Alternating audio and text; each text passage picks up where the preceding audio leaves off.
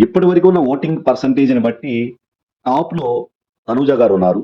So అందరూ అనుకున్నట్లే దగ్గరలో కళ్యాణ్ గారు, థర్డ్లో ఎమాన్యుయల్ గారు.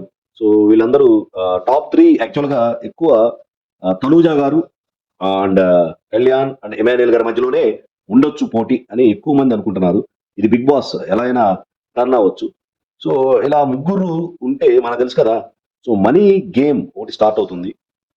అంటే మనకు తెలుసు కదా, ముగ్గురులో కానీ నలుగురు కానీ ఐదుగురు కానీ ఉన్నప్పుడు ఒక మనీ ఆఫర్ చేస్తారు.